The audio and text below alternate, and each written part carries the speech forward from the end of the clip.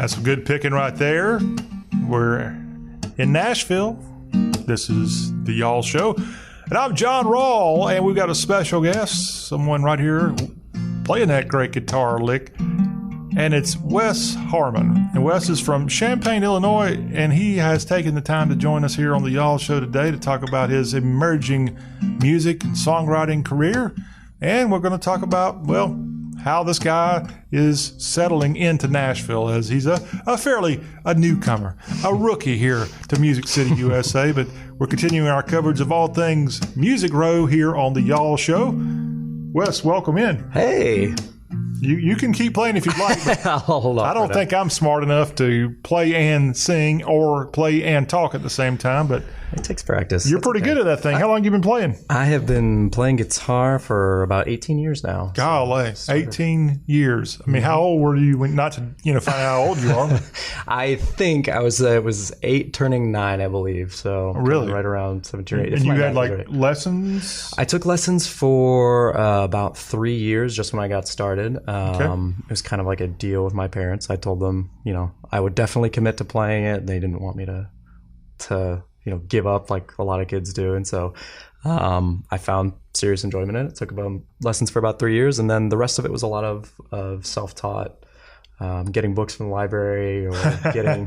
Libraries are still great for anyone looking out or listening. Library? What's a library? Exactly. Got a library card, got some books. And then just with the advent of the internet, it kind of with my generation taking off. There was a lot of good literature out there that I could kind of piece my own lessons What's together the best book to go check out at the library to learn how to play a guitar like you do? Man, I'd have to go back and take a look. I would start with whatever the basic Hal Leonard books are for note picking, notation. It'll be if I remember correctly, I'm sure they've updated the version, but I had just it's a thin little volume 1, learn how to play the guitar, and they start you with learning tablature and then learning notation and traditional notation and all of that. So that's where I'd start. Otherwise, I usually recommend a website, actually, one of my favorites. I don't know if we're allowed to say it, but go for it. It's called justinguitar.com. He did it totally free. He's a phenomenal guitarist out of the UK, I believe. Okay. And he runs it all on donations and is just pretty neat. As far as a repository of information, I have almost all my students go there. If there are anyone who's, if they can't pay for lessons, I'm like, start here because it'll take care of you. It's well organized and the guy is just incredibly smart. So I didn't realize you were a guitar instructor, professor here on the Y'all Show. I've taught a few. Part of what motivated me to come down to Nashville was actually a couple of my old students went down here, and one of them's done very well for themselves, and the other one is a student at Belmont and studying, I believe he's studying music business and then guitar performance as well. I could be wrong on that. I haven't spoken with him recently. So. Well, you're rocking the acoustic here today, Wes. How are you on an electric guitar? Actually, acoustic is my secondary. So electric is my primary.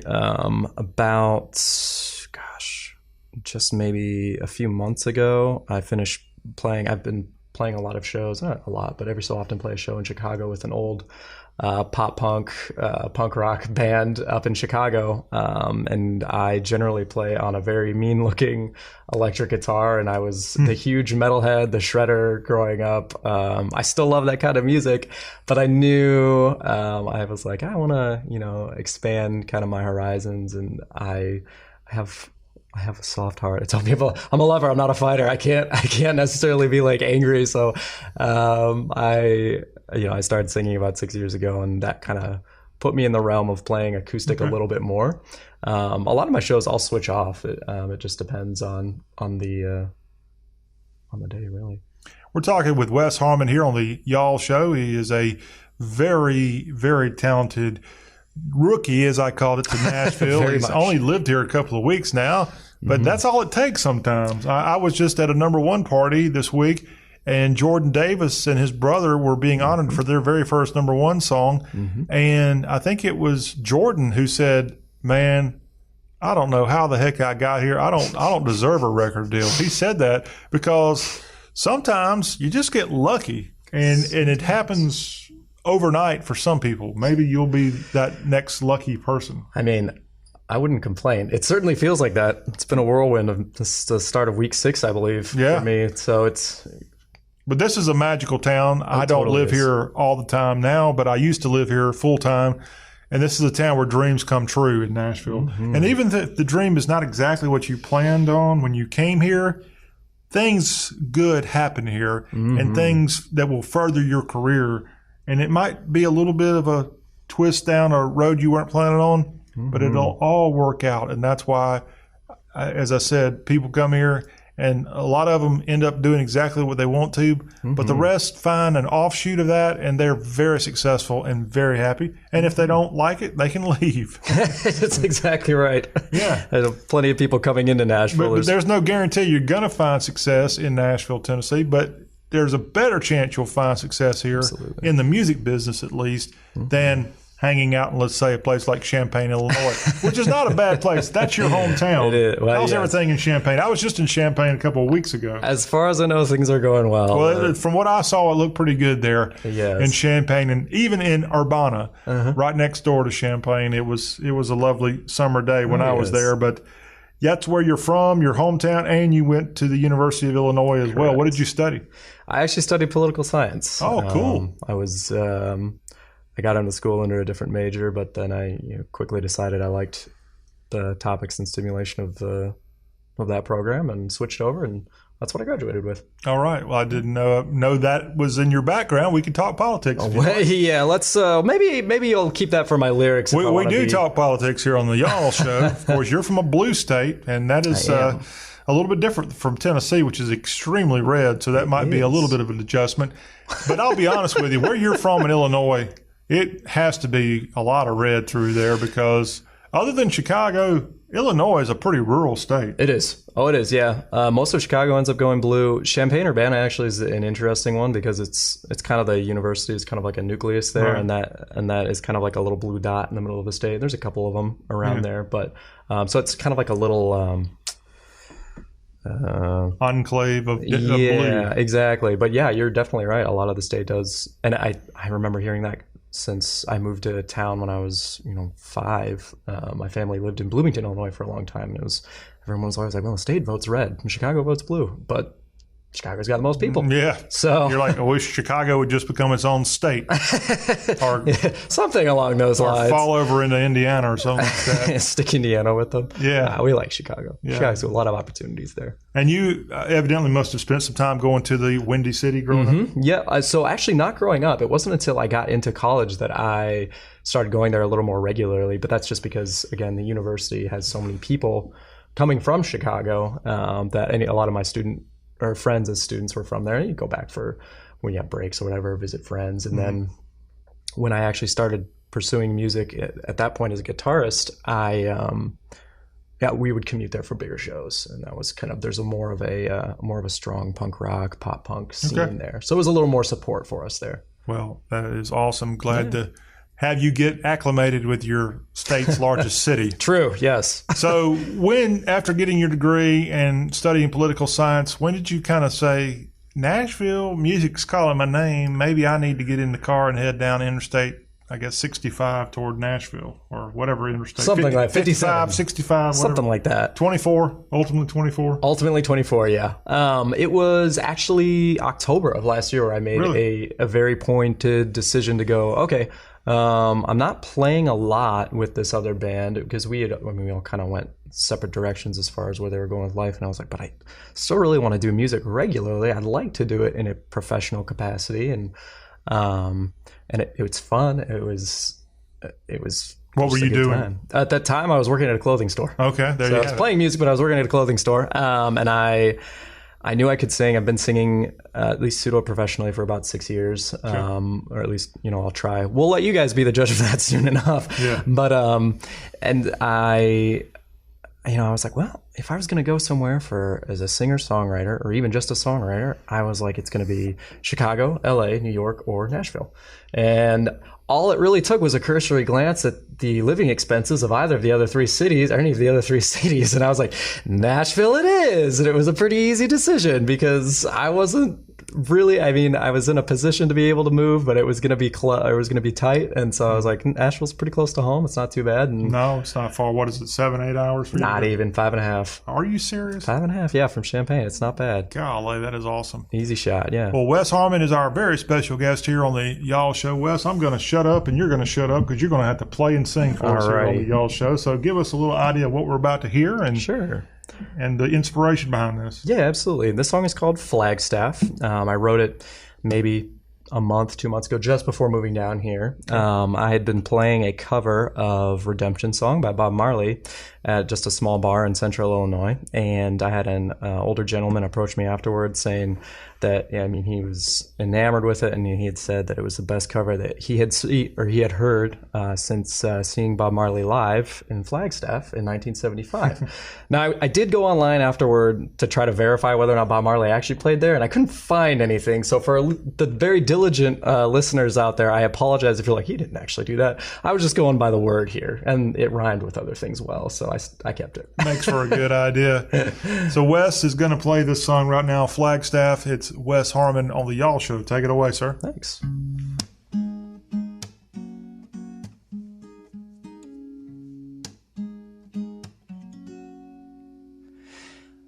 It's been a long day, and I hope you stay. Curled up in my arms across the couch, knowing nothing can take this love away. You know the world's changed, and that's okay. 'Cause as long as we've got each other, we'll handle whatever may come our way. And it's Flagstaff in 1975. It's where our story began, the story of our lives. You whisper softly as I kiss your cheek. You say, baby, this is my happy ever after, and she knows I won't disagree. And it's Flagstaff in 1975. You know it takes me back to when I felt alive. But I'm scared I won't know how to commit, or if she'll really love me in all of my mess. But she turned to me with a calm in her voice and said, love is a choice. It was a summer eve when I got down on one knee and I said, darling, will you marry me? And that was Flagstaff in 1975. That's where our story began, the story of our lives, the story of our lives, the story of our lives. Thank you. Wes Harman, everybody, with Flagstaff, putting that little spot in northern Arizona on the map. Right, exactly. I've never been there, to be perfectly honest. I haven't been there. Really, I went right around it back in December because I went to the Grand Canyon. You know, it's right on the corner of the canyon. Wouldn't have even known that, to be perfectly honest. The person that told me said, hey, don't go through Flagstaff. Go a little bit further on I-40 and then scoot up that way. Was there a reason for that, or were they just very biased against it? Well, there's two ways. If you're in Phoenix, for example, and you want to go to the Grand Canyon, you're either going to have to go through Flagstaff, or you can get on I-40 at Flagstaff, but you don't see the town. You might be in the city limits. And you can go a little bit further west and then head north on a road that goes straight into the canyon. Well, I picked a great time. You need to do this also. I picked a great time to go to the Grand Canyon on my first experience back in December. I went and the government shut down, which means I didn't have to pay to go in the park. Yeah. They didn't have it closed off? It was just No, free to go? the state of Arizona knows how important the canyon is and for tourism. So the state of Arizona picked up the tab during the government shutdown. Oh, wow. And they kept it open at a very minimal effort, okay? Sure. So essentially the gates were open. You could go tour, but a lot of the stuff that you might normally do was not available, which was fine. It was cold. It's just one of those things on the bucket list that I wanted to be able to check off and say I'd done it. And would I go back there? Probably not. But at least I can say I've done it. Hey, yeah, that's what counts. I should definitely think And about whenever you get to be a hit maker all over the country and you can get on your bus, make sure you go to Flagstaff and check out the Grand Canyon while you're in the neighborhood. What's up for you? What is your goal here? Because obviously you're a darn good guitar player. Well, I appreciate that. You're a good singer. I won't say darn good because you don't have 30 years of picking like you do singing. That's but you're true. You're good. It's all it takes is to be good. I appreciate that. But your style, you can go a couple of different ways. So what do you like to tell people as far as what do you want to be when you grow up there, Wes? If I grow up, still working on that. I've told people I play sounds when I'm playing electric guitar, aiming, influenced heavily by like John Mayer is a huge one for me. And then on acoustic, another smaller artist out of Canada, his name's John Bryant, is a similar one. Okay. A lot of Johns here and relevantly here right now. But those are two of the bigger influences. Really, I've told people I write with a style. It's my style, I guess. That's the great thing. Like I said, you can kind of go perhaps maybe down the road more of a picker. Right, exactly. That might be something you want to do, which there's certainly a great future ahead. Songwriting is something you're doing right now. Yeah. And then singing, and again, you're not maybe put in a little box of just country music. I can easily see your style being something that's cross-format wise, and you could be a huge success no matter what it is. It doesn't matter. We're just glad that Wes Harman had a little bit of time before he gets to be too big for his britches and won't come on the Y'all show. I'll still try. You guys are nice to me. Yeah, well, thank you. Oh yeah, hey, thank Wes you. Harman, what's your social media prompts? How do people find you? The best way to find me, or at least the most fun way to find me, is on Instagram. I'm at Wes Dispenser, spelled like Pez dispenser, but with a W. All no caps, no spaces. Use a Z, WEZ dispenser, and you'll find me. I play under the artist name Wes Harmony, which is how you'll find me on Facebook. I got that name by accident, but I kept it because back in Champaign, they said it was fate before I left. They're like, we wrote it wrong on the set sheet, but you have to keep it now. And I was like, alrighty. So if you want to see me, I post more of my relevant shows. I post some of them on Facebook, but if you follow me on Instagram, that's just where to go. So remember Wes Dispenser, that's the fun one. You'll see all kinds of other weird stuff that I do. I post different songs that I'm working on, and just different guitar parts. Do you put on Instagram on your Wes Spencer or whatever you said it was? Wes Dispenser. Wes Dispenser. You're not like putting up there every meal you eat. No, I don't generally, unless it looks like a really good meal, and I think I want people to be jealous of what I'm about to eat.